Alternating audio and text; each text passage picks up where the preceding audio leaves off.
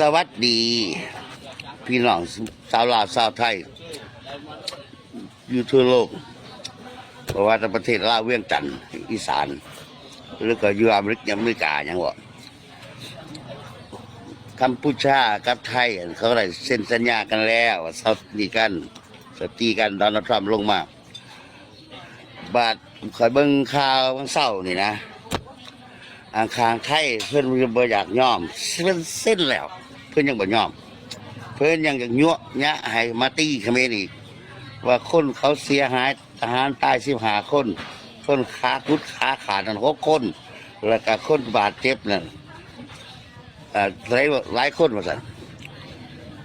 ตีกันบางหามือใต้ซ้ำนั่นมึงมาตีอีกมันตายอีกกูสิบอก มึงหายทหารมึงมาตีอีกมันสิตายอีกเข้าใจป่ะถ้ามึงหักทหารมึงบ่อยากมันตายอย่ามาตีอีโง่เว้ย ตาย15 คนแล้วยังบ่พออยากแถมอีกมึงมาตีเขาไม่ได้ทหารไทยตายอีกตายหลายคนอะไรบ้างเขาหูเมื่อโตล่ะเขาเตรียมถามมึงล่ะล่าสุดลุงลาวแรงหรือว่ามนุษย์ถ้ำออกมาเว้าเกี่ยวกับ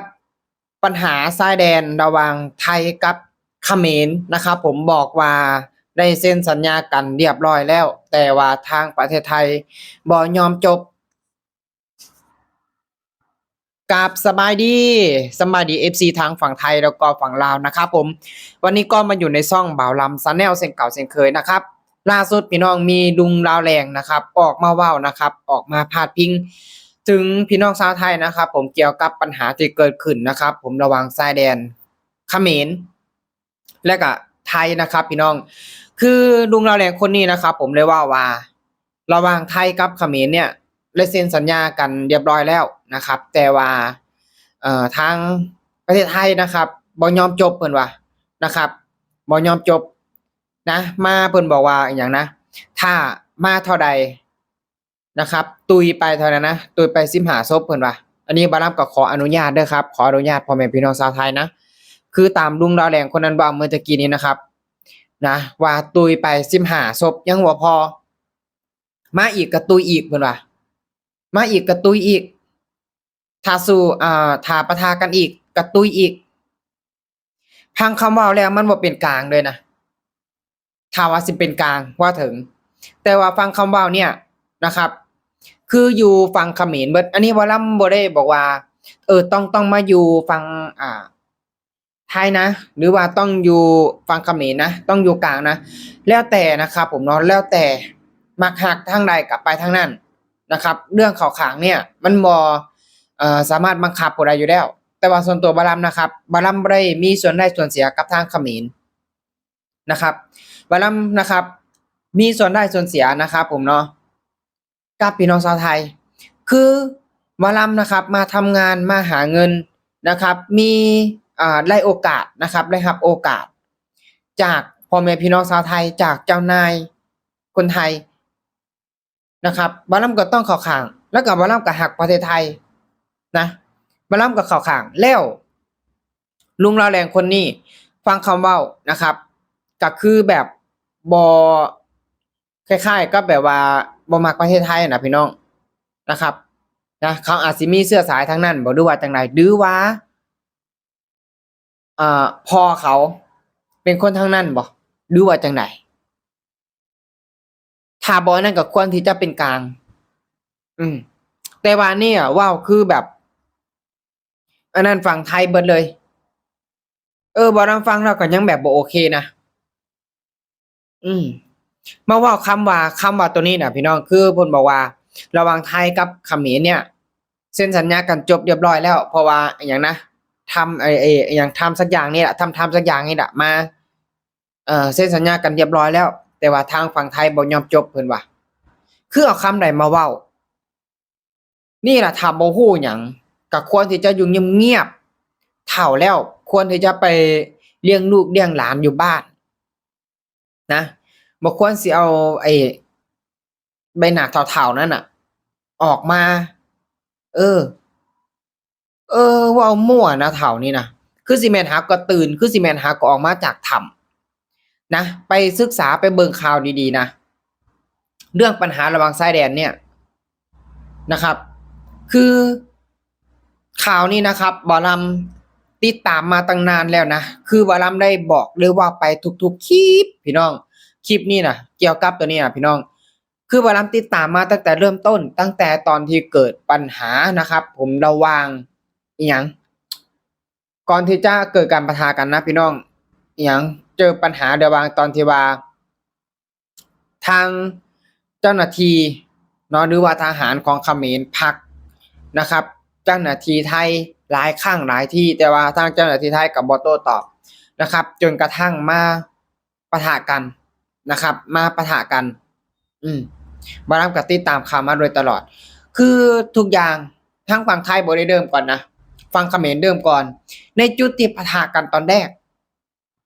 ชาวเขมรเป็นคนนะครับปล่อยไอ้นั่นมาใส่ก่อนแถมไปถูกบอลอะไรอย่าง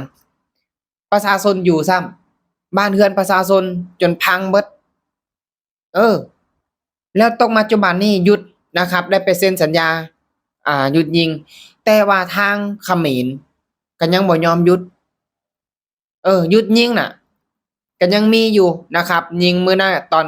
มีช่วงหนึ่งนะครับเมื่ออาทิตย์ก่อนนั่นน่ะก็คือมีการยิงที่แบบยั่วยุฝั่งประเทศไทยนะครับนะแล้วก็ยังมีการแอบวางระเบิดนะครับแอบวางบุ้มนะครับตามแนวชายแดนนะในเส้นทางที่ว่าเจ้าหน้าที่ฝั่งไทยเนี่ยไปเดินนะครับไปเดินลาดตระเวนหรือว่าไปตรวจนะทางเขมรเนี่ยบ่ยอมจบต้องไปเบิ่งดีๆนะต้องฟังดีๆนะอย่าเฒ่าละด้านะอย่าเฒ่าละด้าเฒ่าแล้วก็ควรที่จะมีจิตสำนึกถ้าบ่นั่นก็ควรที่จะอยู่เฉยๆนะอยู่เฉยๆดีกว่ามาเว้าแบบนี้มันสิสร้างหยังมันสิสร้างความเกลียดชังนะบ่ได้มันชังระหว่างอันนั้นนะคือสิเฮ็ดให้พี่น้องชาวไทยเนี่ยแบบอันนั้นน่ะเริ่มเข้าใจคนลาวหลายคนคนลาวผิดคือปลาตัวเดียวมันสิหมิ่นเอาครับของนะครับ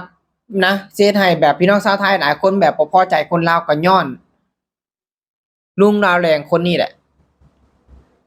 ฟังคำเว้าฟังคำจามันแบบคือบ่มีความรู้บ่มีมารยาทนะครับเฒ่าไปเฉยๆเฒ่าไปล่าๆถ้าสิเว้าอีหลีก็ควรที่จะมีข้อมูลหรือว่าติดตามข่าวมาตั้งแต่แรกนะครับคือหมอลำเนี่ยหมอลำติดตามข่าวมาแต่แรกทุกๆคลิปที่ว่าหมอลำมาเว้ากับประเด็นตรงนี้คือหมอลำก็เว้ามาโดยตลอดว่าหมอลำก็เริ่มติดตามมาตั้งแต่ตอนแรกตั้งแต่อยู่ปราสาทที่ว่าชาวเขมรนักท่องเที่ยวเขมรน่ะมาปั่นป่วนเอาชาวเขมรมาปั่นป่วนนะครับแล้วก็กันต่อมาก็คือมีการผลักหน้าอกเจ้าหน้าที่ฝั่งไทยนะครับแล้วก็ต่อมามีการให้ป้านั่นน่ะออกมาด่านะครับป้าเขมรน่ะออกมาด่าทหารไทยแล้วก็ตอนนั้นก็เกิดการชุลมุนกันขึ้นนะครับแล้วก็ต่อมาในเรื่องของชายแดนนะต่อมาในเรื่องของชายแดนนะครับที่ว่าฝั่งเขมรน่ะลุกล้ำเข้ามาเอาประชาชนมาปั่นป่วนมาครับมารื้อรวดหนามจะมาปิ้วผึกคือบ่ลำติดตามมาตั้งแต่ตอนแรกนี่แหละถ้าว่าสิอันนั้นก็คือควรที่จะไปศึกษาดีๆก่อนนะครับนะอันนี้บ่ลำก็ขอฝากถึงลุงราวแดงคนนี้นะครับผมนะจังไดก็ขอขอบคุณพ่อแม่พี่น้องชาวไทยเด้อนะครับผมเนาะช่วงนี้ก็อากาศหนาวแล้วนะครับจังไดก็ดูแลสุขภาพกันนะครับผมนะดูแลสุขภาพกันนำเด้อครับเพราะว่าช่วงนี้อากาศหนาวอากาศเปลี่ยนแปลงนะครับคนก็เริ่มเป็นหวัดเป็นไอกันนะครับพี่น้องก็ดูแลสุขภาพกันนำนะครับสำหรับคลิปนี้นะครับผมบ่ลำก็จะขอฝากก็เพียงแค่นี้เด้อขอขอบคุณครับ